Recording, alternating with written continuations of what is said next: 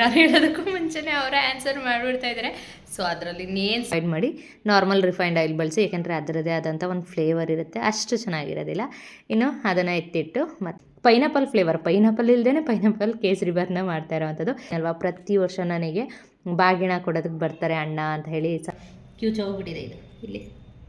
ಇದು ಈ ತಟ್ಟೆಯಿಂದ ಜೋರಾಗಲಿ ಮಳೆ ಬರ್ತೈತೆ, ಅದಕ್ಕೋಸ್ಕರ ನಮ್ಮ ಕನುಷಿ ನೆನ್ಕೊಂಡು ಬಂದವಳೆ. ಏನೋ ರೇಂಜ್ಗೆ ಇಂಗ್ಲೀಷ್ ಇದೆಯೋ ನನಗೇ ಗೊತ್ತಿಲ್ಲ, ರೇಂಜ್ಗೆ ನನ್ನ ಮಗಳು ಮಾತಾಡ್ತಾವಳಲ್ಲ.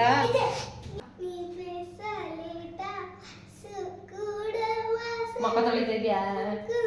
ವರ್ಷಿಣಿ ಅಂತ ಹೇಳಿ ಅಲ್ವಾ, ವರ್ಷಿಣಿ ಅಂತ ಹೇಳಿ ಕಮೆಂಟ್. ವರ್ಷಿಣಿನೇ ವರ್ಷಿತನ. Hi everyone, welcome back to my channel. ಇವತ್ತಿನ ವ್ಲಾಗ್ನ ಸ್ಟಾರ್ಟ್ ಮಾಡ್ತಾ ಇದ್ದೀನಿ. ಟೈಮ್ ಬಂತು ಆಲ್ರೆಡಿ 10 ಕಾಲಾಗಿದೆ. ಇವಾಗ ನಾನು ಕೂಡ ಮನೆಯೆಲ್ಲ ಕ್ಲೀನ್ ಮಾಡಿ ಫ್ರೆಶ್ ಅಪ್ ಆಗಿ ದೇವ್ರ ದೀಪ ಸಂತು ಹಚ್ಚಿದ್ರು, ನಾನು ಹಚ್ಚಿಲ್ಲ. ನಾನು ಕೂಡ ಫ್ರೆಶ್ ಅಪ್ ಆದೆ, ಅಂದರೆ ಕ್ಲಾಸ್ಗೆ ಹೋಗ್ಬೇಕಲ್ವ, ಅದಕ್ಕೋಸ್ಕರ. ಇನ್ನು ತುಂಬ ಜನ ಏನು ಕ್ಲಾಸ್ಗೆ ಹೋಗ್ತೀರಾ ಅಂತ ಕೇಳ್ತಾ ಇದ್ದೀರಾ, ಬಟ್ ಆದರೆ ಅದಕ್ಕೆ ಒಬ್ಬರು ಮಾತ್ರ ನಾನು ಹೇಳೋದಕ್ಕೂ ಮುಂಚೆನೇ ಅವರೇ ಆನ್ಸರ್ ಮಾಡಿಬಿಡ್ತಾ ಇದ್ದಾರೆ. ಸೊ ಅದರಲ್ಲಿ ಇನ್ನೇನು ಸೀಕ್ರೆಟ್ ಇದೆ ಅಂತ ಹೇಳ್ಬಿಟ್ಟು ಇವತ್ತು ನಾನು ಆಲ್ಮೋಸ್ಟ್ ಕಮೆಂಟಲ್ಲಿ ನಾನು ಹೇಳ್ತಾ ಇದ್ದೀನಿ ಈಗ ಆಲ್ರೆಡಿ. ಇವತ್ತು ವಿಡಿಯೋದಲ್ಲೂ ಕೂಡ ಏನು ಮಾಡ್ತಾಯಿದ್ದೀನಿ ಅಂತ ಹೇಳ್ತೀನಿ, ಜೊತೆಗೆ ತೋರಿಸ್ತೀನಿ ಅಲ್ಲೇ ಕರ್ಕೊಂಡೋಗಿ, ಓಕೆನಾ. ಇನ್ನು ಬ್ರೇಕ್ಫಾಸ್ಟ್ ನಂದಾಯಿತು. ಸಂತು ಇವಾಗ ತಿಂತ ಕೂತಿದ್ದಾರೆ. ಮಕ್ಕಳನ್ನೆಲ್ಲ ಸ್ಕೂಲ್ ಕಳಿಸಿ ಮನೆಯೆಲ್ಲ ಕ್ಲೀನ್ ಮಾಡಿ ಮುಗಿಸಿ ಪೂಜೆ ಮಾಡಿ ಮುಗಿಸಿ ತಿಂಡಿ ತಿಂತಾಯಿದ್ದೀವಿ. ಅಂದರೆ ಪುಳಿಯೋಗರೆ ಮಾಡಿದ್ದೆ. ಪುಳಿಯೋಗರೆ ಮೀನ್ಸ್ ಗೊಜ್ಜಿ ಇತ್ತು, ಅನ್ನ ಮಾಡಿದ್ದೆ, ಸ್ವಲ್ಪ ಹೇಳೋದು ಲೇಟ್ ಆಯಿತು ಅಂತ ಹೇಳ್ಬಿಟ್ಟು, ಹಾಗಾಗಿ ಅದನ್ನೇ ಕಲಿಸಿದೆ, ಅದನ್ನು ತಿಂತ ಕೂತಿದ್ದಾರೆ. ಸಾಂಬಾರ್ಗೂ ಕೂಡ ಇಟ್ಟಿದ್ದೀನಿ. ಇನ್ನು ಬಂದು ಮಾಡೋದಕ್ಕಾಗಲ್ಲ, ಹೊಟ್ಟೆ ಹಶ್ವಾಗ್ತಾ ಇರುತ್ತೆ, ಅದಕ್ಕೋಸ್ಕರ ಸಾಂಬಾರನ್ನ ಮಾಡಿ ಇಟ್ಟು ಹೋಗ್ಬಿಡೋಣ ಅಂತೇಳಿ ಸಾಂಬಾರ್ಗೆ ಇಟ್ಟಿದ್ದೀನಿ. ಹಾಗೆ ಒಬ್ಬರು ಕಮೆಂಟ್ ಮಾಡಿದರು, ಮೊನ್ನೆ ಕಮೆಂಟ್ ಮಾಡಿದ್ದಾರೆ, ನಿನ್ನೆ ವೀಡಿಯೋ ಹಾಕ್ದಾಗ ನಾನು ಹೇಳಿದ್ದು ಮಾಡೇ ಇಲ್ಲ ನೀವು ಅಂತೇಳಿ ಕಮೆಂಟ್ ಮಾಡಿದ್ರಿ. ನಾನು ಹೇಳ್ತೀನಲ್ವ, ಬ್ಯಾಕಪ್ ವೀಡಿಯೋನ ಹಾಕ್ತಾ ಇರ್ತೀನಿ. ನೀವು ಕೇಳಿದ್ಮೇಲೆ ನೆಕ್ಸ್ಟ್ ವೀಡಿಯೋ ಸಿಕ್ಕಿದ್ರೆ ನಾನು ಆ ರೆಸಿಪಿನ ಟ್ರೈ ಮಾಡ್ತೀನಿ. ಬಟ್ ಆದರೆ ಬ್ಯಾಕಪ್ ವೀಡಿಯೋದಲ್ಲಿ ಆ ರೆಸಿಪಿನ ತೋರಿಸೋದಕ್ಕಾಗೋದಿಲ್ಲ ಅಲ್ವಾ, ಅದಕ್ಕೋಸ್ಕರ ಇವತ್ತು ಆ ರೆಸಿಪಿನ ತೋರಿಸ್ತೀನಿ. ಅಂದರೆ ಕೇಸರಿ ಬಾತ್ ತೋರಿಸ್ಬೇಕಂತೆ.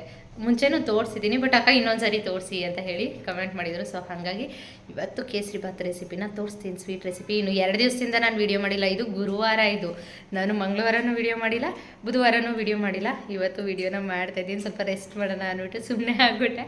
ಕ್ಲಾಸ್ಗೆ ಹೋಗಿ ಬಂದು ಅಲ್ಲಿದು ವರ್ಕ್ ಒಂದಷ್ಟೇ ಇರ್ತಿತ್ತಾ, ಒಂಥರ ಟೆನ್ಷನಲ್ಲಿ ನನಗೆ ಮನೆ ಕೆಲಸ ಮತ್ತು ಅಲ್ಲಿದು ಎಲ್ಲ ಒಂಥರ ಆಗ್ಬಿಟ್ಟೈತೆ. ಸೊ ಹಾಗಾಗಿ 2 ದಿವಸದಿಂದ ವೀಡಿಯೋ ಮಾಡಿಲ್ಲ, ಇವತ್ತು ವೀಡಿಯೋ ಮಾಡ್ತಾಯಿದ್ದೀನಿ. ಇನ್ನು ಇವಾಗ ಆ ರೆಸಿಪಿನೂ ಕೂಡ ಶೇರ್ ಮಾಡಿ ಇವಾಗ ಕ್ಲಾಸ್ಗೂ ಕೂಡ ಹೋಗಿ ಬರೋಣ. ಬನ್ನಿ ಇವತ್ತಿನ ವೀಡಿಯೋನ ಸ್ಟಾರ್ಟ್ ಮಾಡೋಣ.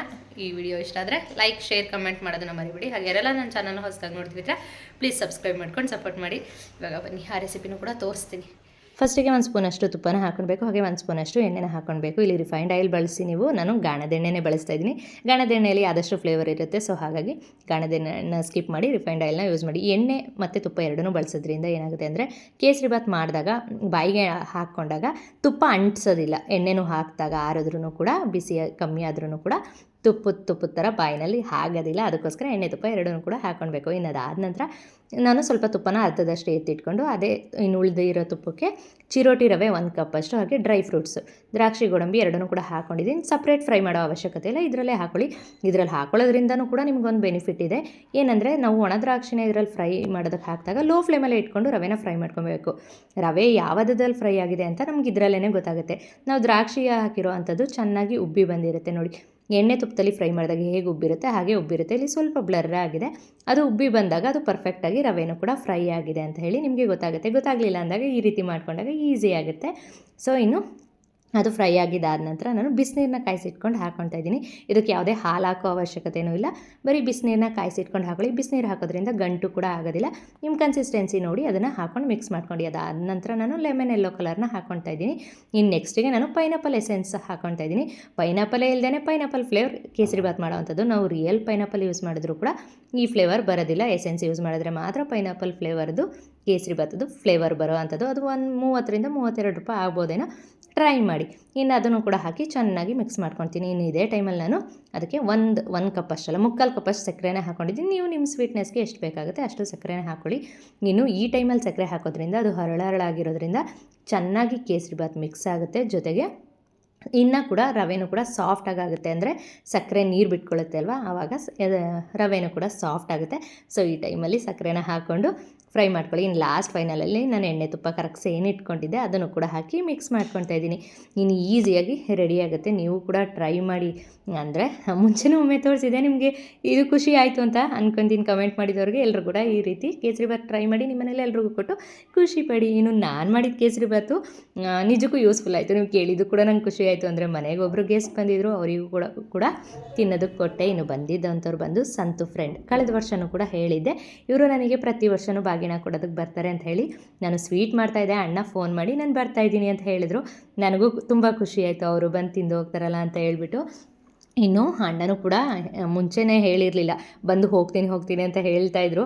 ನನಗಂತೂ ಬಂದಮೇಲೆ ಯಾರೇ ಆಗಲಿ ನಮ್ಮ ಮನೆಗೆ ಯಾರೇ ಬಂದ್ರೂ ಊಟ ಮಾಡೇ ಹೋಗಬೇಕು. ಅದಕ್ಕೋಸ್ಕರ ಅಣ್ಣ ನೀವು ಬಂದು ಹೇಳ್ದೇ ಬಂದಿದ್ದರಿಂದ ನಿಮ್ಗೆ ಪನಿಷ್ಮೆಂಟೇ ಅಂದ್ಕೊಳ್ಳಿ, ನೆಕ್ಸ್ಟ್ ಟೈಮಿಂದ ಹೇಳಿ ಬರಬೇಕು, ತಿಂದೇ ಹೋಗಬೇಕು ಅಂತ ಹೇಳಿ ಕಾದಿದ್ದು ಅವರಿಗೂ ಪುಳಿಯೋಗರೆ ಮತ್ತು ಕೇಸರಿಬಾತ್ನ ಹಾಕ್ಕೊಟ್ಟೆ. ಇನ್ನು ಅವರು ಕೂಡ ತಿಂದು ಮುಗಿಸಿ ಬೇರೆ ಕಡೆ ಬಾಗಿನ ಕೊಡೋದಿತ್ತು ಅಂತ ಹೇಳಿ ಹೊರಟರು. ಇನ್ನು ಸಂತೂ ಕೂಡ ಅವ್ರ ಜೊತೆನೇ ಹೊರಡ್ತೀನಿ ಅಂತ ಹೇಳಿದರು. ನಿಜಕ್ಕೂ ನಂಗೆ ಒಂಥರ ಖುಷಿ ಆಯಿತು. ನೀವು ಕೇಳಿದ್ರಿಂದ ಅಣ್ಣನೂ ಕೂಡ ಸ್ವೀಟ್ ತಿಂದು ಹೋದಾಗ ಆಯಿತು, ಇಲ್ಲ ಅಂದಿದ್ರೆ ಅರ್ಜೆಂಟಲ್ಲಿ ನಂಗೆ ಮಾಡೋದಕ್ಕೆ ಆಗ್ತಾನೆ ಇರಲಿಲ್ವೋ. ಸಂತನೂ ಹೊರಟರು, ಅಣ್ಣನೂ ಕೂಡ ಹೊರಟರು.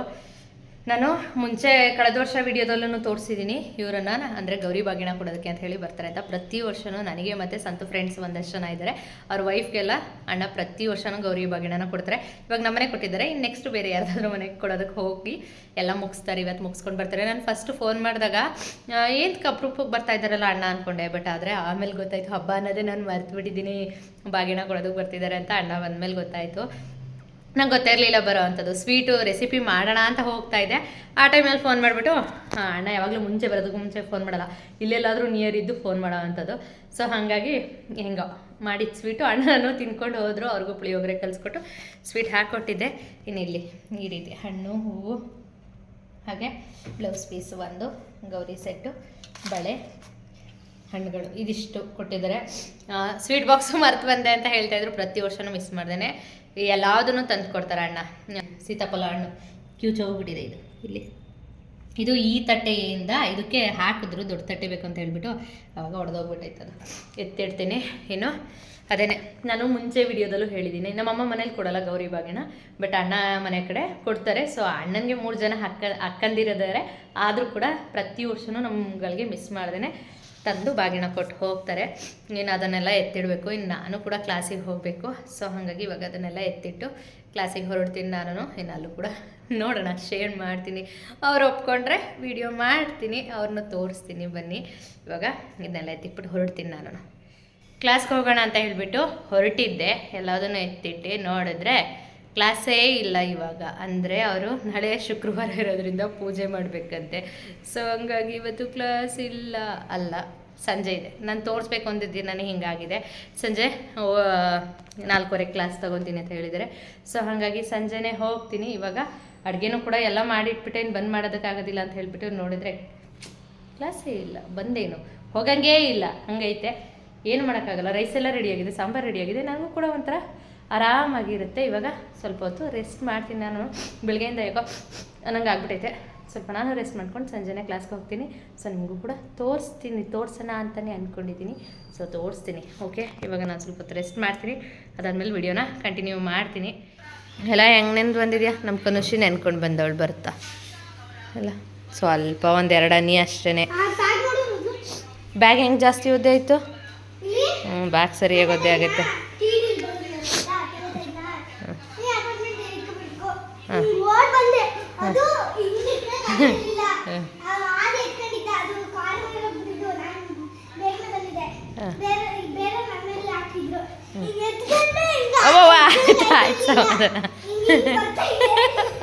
ಜೋರಾಗಲಿ ಮಳೆ ಬರ್ತೈತೆ, ಅದಕ್ಕೋಸ್ಕರ ನಮ್ಮ ಕನುಷಿ ನೆನ್ಕೊಂಡು ಬಂದವಳೆ. ಏನೋ ಕಾಲ್ ಮಾಡಬೇಕು, ಕೊಡ್ತೀನಿ. ನಮ್ಮ ಕನುಷಿ ಅದು ಯಾವುದೋ ಟೀಚರ್ಸ್ ಡೇಗೆ ಡ್ಯಾನ್ಸ್ ಕಲಿತಾವ್ರಂತೆ, ಗ್ರೂಪ್ ಮಾಡ್ಕೊಂಡು ವಿಡಿಯೋ ಕಾಲಲ್ಲಿ ಡ್ಯಾನ್ಸ್ ಕಲಿತಾರೆ. ಏನು ಹೇಳೋದು ಇವ್ರಿಗೆ? ಆಫ್ ಮಾಡಿ ಬೆಳಗ್ಗೆ ಮಾಡಿರೋ ಕೇಸರಿ ಬಾತ್ನ ಬಿಸಿ ಮಾಡ್ಕೊಂಡು ಸಾನು ತಿಂತಾ ನಿಂತವಳೆ. ಅವಳಿಗೆ ಖಾರವಾಗಿರೋದು ಬೇಕಂತೆ, ಗೋಬಿ ಮಾಡಬೇಕಂತೆ, ಗೋಬಿ ಕೇಳ್ತಾವಳೆ. ಬಟ್ ಆದರೆ ನಂಗೆ ಕ್ಲಾಸ್ಗೆ ಟೈಮ್ ಆಗುತ್ತೆ, ಆಲ್ರೆಡಿ 4 ಗಂಟೆ ಆಗಿಬಿಟ್ಟಿದೆ. ಅದಕ್ಕೋಸ್ಕರ ಬೇಕಾದ್ರೆ ಬಂದ್ ಮಾಡಿಕೊಡ್ತೀನಿ ಅಂತ ಹೇಳ್ತಾ ಇದ್ದೀನಿ. ನಮ್ಮ ಕನು ಬ್ಯಾಗ್ ನೋಡಿ, ಅಲ್ಲಿ ಬಿಸಾಕ್ಬಿಟ್ಟು ನಾನು ಸ್ವಲ್ಪ ಹೊತ್ತು ನಿದ್ರೆ ಮಾಡಿದ್ದೆ. ಏನ್ರಿ ಅವಳಿಗೆ ಕೊಡ್ಬೇಕಾ ಸುಮ್ಮನೆ ರೀ ಅವಳಿಗೆ ಕೊಡ್ತಾ ಇಲ್ಲ ಅಂದ್ಬಿಟ್ಟು ಅಂತವ್ರೆ ಅಲ್ಲಿ ಸೌಂಡ್ ಮ್ಯೂಟ್ ಮಾಡಿ ಹಾಗೆ ಸ್ವಲ್ಪ ಏನು ಅವಳು ಅದನ್ನು ಬಿಸಿ ಮಾಡ್ಕೊಂಡು ತಿಂತವಳು. ನಾನು ನಿದ್ರೆ ಮಾಡಿದ್ದು ಊಟ ಮುಗಿಸಿ ಇವಾಗ ಕೂತಿದ್ದೀನಿ. ಇನ್ನು 1/2 hour ನಾನು ಕ್ಲಾಸ್ ಕೊಡಬೇಕು. ಮಳೆ ಸುರಿತೈತೆ, ನೋಡೋಣ. ಅದು ಕ್ಯಾನ್ಸಲ್ ಆದರೂ ಆಗ್ಬೋದು, ಗೊತ್ತಿಲ್ಲ ಏನಾಗುತ್ತೆ ಅನ್ನೋದೇ ಗೊತ್ತಿಲ್ಲ. ಸಾನು ಇವಾಗ ಊಟ ಹಾಕೊಂಡು ಕೂತಿದ್ದಾಳೆ. ನಮ್ಮ ಕನು ವಿಡಿಯೋ ಕಾಲಿಂದ ಫುಲ್ ಬಿಸ್ನೆಸ್ನ ಮುಗಿಸ್ಕೊಂಡು ಇವಾಗ ಬಂದಿದ್ದಾರೆ ಮೇಡಮ್ ಅವರು. ಹಾಂ ಏನಂಗಂದ್ರೆ ಓಹೋ ಬಿಸಿ ಇನ್ ಬಿಸ್ನೆಸ್ ಅಂದಿದ್ದ.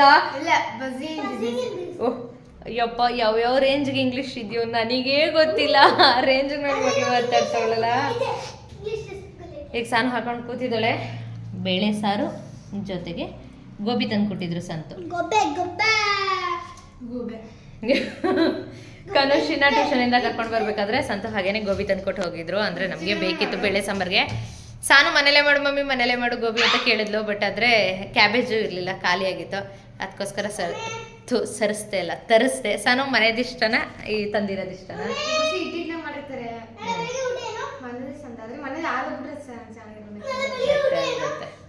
ಏನೋ ನಾಳೆ ಬೆಳಗ್ಗೆ ಊಟಕ್ಕೆ ಈಗಲೇ ಯಾಕೆ ಚಿಂತೆ ಮಾಡ್ತೀನಿ? ಓ ನನ್ನ ಮಗಳನ್ನ ನಾನು ನನ್ನ ಮಗಳ ಅನ್ಕೊಳಂಗಿಲ್ಲ. ದೊಡ್ಡ ಹುಡುಗಿ ಕಂಡ್ರಿ ಅವಳೆಲ್ರು ನೋಡಿ. ಅವಳು ಎಷ್ಟು ದೊಡ್ಡವಳು ಅಂತ. ಕನುಷಿ ಚಿಕ್ಕವಳು, ಆಡೋದು ಚಂದ ಅಂತಿರಲ್ಲ. ಇದು ದೊಡ್ಡ ಕೋಣ ಇದು ನಮ್ಮ ಮನೇಲಿ. ಹ್ಞೂ ನಾನು ಸಾನಿಗೆ ವಾರ್ನ್ ಮಾಡ್ತೀನಿ ಜಾಸ್ತಿ ಮಾತಾಡ್ಕೊಡ್ದು ಅಂತ. ಎಷ್ಟು ಕಾಲ್ ಗೊತ್ತಾ ನಮ್ಮ Kanushi full any time mummy phone video call ಮಾಡ್ತೀನಿ ಮಮ್ಮಿ. ಈ ಕಿತಾಪತಿ ಮಾಡೋದೇನೆ ಈ ಥರದ್ದೇ ಕಚ್ಚಡ ಕೆಲಸ.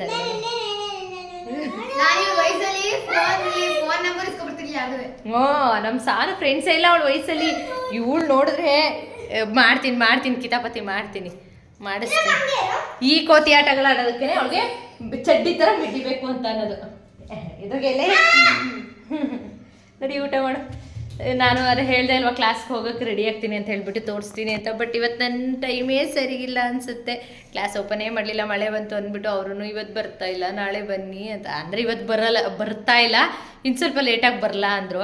ಇನ್ನೊಬ್ಬರು ನಮ್ಮ ಜೊತೆ ಕ್ಲಾಸ್ಗೆ ಬರ್ತಾರಲ್ಲ ಅವ್ರಿಗೆ ಕಾಲ್ ಮಾಡಿದೆ. ಅಯ್ಯೋ ಮಳೆ ಇದೆ ದಿವ್ಯ, ಬಂದ್ರೂ ಸುಮ್ಮನೆ ಕೂತ್ಕೊಳ್ಬೇಕು, ಮಾಡೋಕ್ಕೆ ಇಂಟ್ರೆಸ್ಟ್ ಇರಲ್ಲ ಅಂದರು. ಸೊ ಯಾರು ಬರೋಲ್ಲ ಅಂದಮೇಲೆ ನಾವು ಯಾಕೆ ಹೋಗಬೇಕು, ಬಿಡಿ ಆಯಿತು ನೀವು ಬರ್ಬಿಡಿ, ನಾನು ನಾಳೆನೇ ಬರ್ತೀನಿ ಅಂತ ಹೇಳಿಬಿಟ್ಟು ಅವ್ರಿಗೆ ಹೇಳಿದೆ. ಸೊ ಹಾಗಾಗಿ ಇವತ್ತು ಕ್ಲಾಸ್ ಇಲ್ಲ. ನಾನೇನೋ ಕ್ಲಾಸ್ಗೆ ಹೋಗಿ ತೋರಿಸ್ಬೇಕು ಅಂತ ಅಂದ್ಕೊಂಡೆ. ಬಟ್ ಆದರೆ ಆಗಲಿಲ್ಲ. ನಾಳೆ ಪಕ್ಕ. ಏನು ಊಟ? ಬೇಳೆ ಸಾರು, ಅನ್ನ, ಗೋಬಿ. ನಾಳೆನ ಇಡ್ಲಿಗೆ ರುಬ್ಬಿಟ್ಟಿದ್ದೀನಿ. ಅಂದರೆ ಶುಕ್ರವಾರ ಅಲ್ವಾ, ಸೊ ಈಸಿ ಆಗಲಿ ಅಂತ ಹೇಳ್ಬಿಟ್ಟು.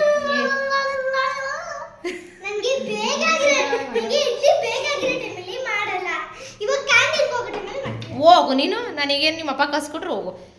ಇವಳಿಗೆ ಒಂಥರ ಓಡ್ಬಿಡಕ್ಕೆ ತಿನ್ಬಿಟ್ಟು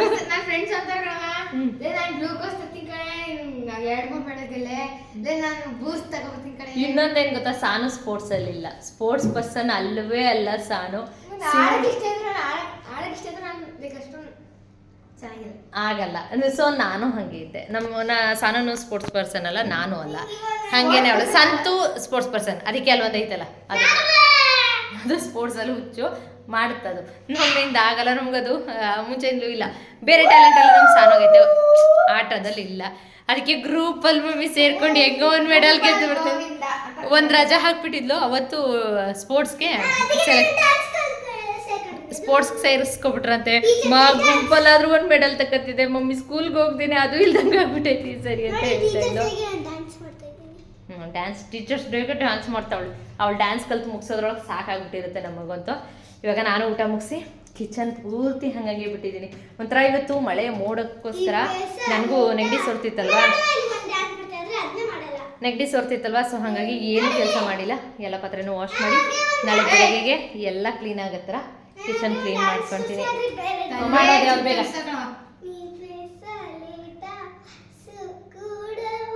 ಮಕ್ಕ ತೊಳಿತಾ ಇದೆಯಾ?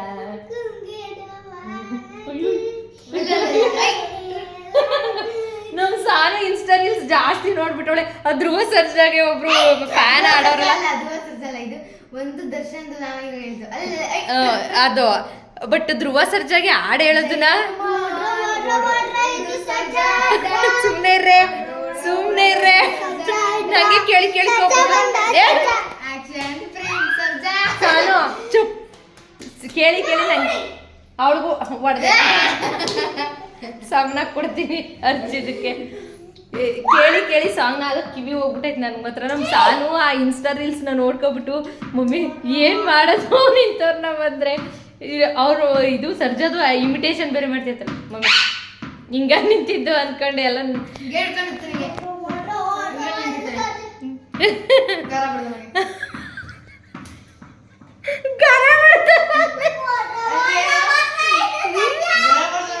ಅದೇ ಏನೋ ಆಗೋಗೈತೆ ಅಂತ ನೋಡ್ತಾ ನಿಂತ್ಕೊಂತಾರಲ್ಲ ಆ ಥರ ಹಾಗೆ ಸಿಕ್ಕಾಬಿಟ್ಟೆ ಸಾಂಗ್ ಜಾಸ್ತಿ ಆಗ್ಬಿಟ್ಟೈತೆ ಅದಂತೂ ನಮ್ಮ ಮನೆಯಲ್ಲಿ ಇನ್ನು ಸಂತು ಬಂದಿರೋ ಟೈಮ್ ಆಲ್ರೆಡಿ 9 ಗಂಟೆ ಆಗಿದೆ ಇವಾಗ ಊಟ ಮುಗಿಸ್ಬಿಟ್ಟು ಕಿಚನ್ ಕ್ಲೀನ್ ಮಾಡಿಬಿಡ್ತೀನಿ ಇಲ್ಲಾಂದ್ರೆ ನಾಳೆ ಕಷ್ಟ ಆಗುತ್ತೆ ಸಾಕು ಹೋಗವ ನೀನು ಇವತ್ತು ಏನೋ ಅಂದ್ಕೊಂಡು ಬ್ಲಾಗ್ನ ಸ್ಟಾರ್ಟ್ ಮಾಡಿದೆ ಇನ್ನೂ ಒಂದು ಏನೋ ಆಯಿತು ಅಂತ ಅಂದ್ಕೊಳ್ಬೋದು ಇವತ್ತು ಮಾತ್ರ ಬೇಜಾರು ಅನಿಸ್ತು ಅದಕ್ಕೆ ನಾನು ಯಾವುದೇ ಬ್ಲಾಗ್ನ ಕೂಡ ಯಾವುದೇ ಪ್ಲ್ಯಾನ್ ಮಾಡಿ ಕೂಡ ಮಾಡೋದಿಲ್ಲ ರೆಗ್ಯುಲರಾಗಿ ಏನಿರುತ್ತೆ ನನ್ನ ಡೈಲಿ ಲೈಫ್ ಅದನ್ನೇ ನಾನು ಬ್ಲಾಗ್ ಮಾಡೋ ಅಂಥದ್ದು ಸೊ ನಾಳೆ ಆ ಬ್ಲಾಗ್ನ ಮಾಡೋಣ ಅಂತ ಅಂದ್ಕೊಂಡಿದ್ದೀನಿ ಇನ್ನು ಎಲ್ರದ್ದು ಊಟ ಮುಗೀತು ಅದಾದಮೇಲೆ ಪಾತ್ರೆ ವಾಶ್ ಮಾಡಿಬಿಡೋಣ ಅಂತ ವಾಶ್ ಮಾಡ್ತಾಯಿದ್ದೆ ನಾಳೆ ಶುಕ್ರವಾರ ಇರೋದ್ರಿಂದ ಅಲ್ಲ ಯೂಶ್ವಲಿ ನೈಟಲ್ಲಿ ಕಿಚನ್ ಕ್ಲೀನ್ ಮಾಡ್ತೀನಿ ಬಟ್ ವಾರಗಳಿದ್ದಾಗ ಇನ್ನೂ ಮಾಡಲೇಬೇಕು ನನ್ನ ಕೈಲಿ ಆಗಲ್ಲ ಅಂದ್ರೂ ನಾನು ಮಾಡಿ ಮುಗಿಸೇ ಮಲಗ್ತೀನಿ ಅದಕ್ಕೋಸ್ಕರ ಎಲ್ಲದನ್ನು ಕ್ಲೀನ್ ಮಾಡಿ ಗ್ಯಾಸ್ ಸ್ಟವ್ನು ಕೂಡ ಒರೆಸ್ತೇನೆ ಗ್ಯಾಸ್ ಸ್ಟವ್ ಮೇಲ್ಗಡೆ ಇಡೋ ಅಂಥದ್ದು ಬಂದು ಎಲ್ಲದನ್ನು ತೊಳೆದು ಈ ರೀತಿ ವಿಂಡೋದಲ್ಲಿ ಹ್ಯಾಂಗ್ ಮಾಡ್ತೀನಿ ಡೈರೆಕ್ಟ್ ಗ್ಯಾಸ್ ಸ್ಟವ್ಗೆ ಹಾಕಿದ್ರೆ ಅದು ರೆಸ್ಟ್ ಇಟ್ಬಿಡುತ್ತೆ ಅದಕ್ಕೋಸ್ಕರ ಈ ರೀತಿ ಹ್ಯಾಂಗ್ ಮಾಡಿ ಬೆಳಗ್ಗೆ ಬೇಕಿದ್ರೆ ತೆಗೆದು ಮತ್ತೆ ಗ್ಯಾಸ್ ಸ್ಟವ್ನಲ್ಲಿ ಇಟ್ಕೊತೀನಿ ಇನ್ನು ಕಿಚನ್ ಎಲ್ಲ ಕ್ಲೀನ್ ಮಾಡಿ ಮುಗಿಸ್ಕೊಂಡೆ ಕಿಚನ್ ಎಲ್ಲ ಪೂರ್ತಿ ಕ್ಲೀನ್ ಮಾಡಿ ಮುಗಿಸಿ ಪಾತ್ರೆ ಎಲ್ಲ ವಾಶ್ ಮಾಡಿ ಗ್ಯಾಸ್ ಸ್ಟವ್ನು ಕ್ಲೀನ್ ಮಾಡಿದ್ದಾಯಿತು ಇನ್ನು ಹಾಗೆಯೇ ಸಾನು ಹತ್ರ ಒಬ್ಬರು ಹಾಯ್ ಹೇಳ್ಸೋದಕ್ಕೆ ಹೇಳಿದರು ನಾನು ಓಲ್ಡ್ ವೀಡಿಯೋ ಹಾಕ್ತಾ ಇರ್ತೀನಿ ನೀವು ಅದಕ್ಕೆ ಕಮೆಂಟ್ ಮಾಡ್ತೀರಾ ನೀವು ಹಾಯ್ ಹೇಳಿಸ್ಲೇ ಇಲ್ಲ ನಾವು ವೆಯ್ಟ್ ಮಾಡ್ತಿದ್ವಿ ಅಂತ ಹೇಳಿ ಅದು ಎಡಿಟ್ ಮಾಡಿ ನಾನು ಆಲ್ರೆಡಿ ಅಪ್ಲೋಡ್ಗೆ ಇಟ್ಕೊಂಡಿರ್ತೀನಿ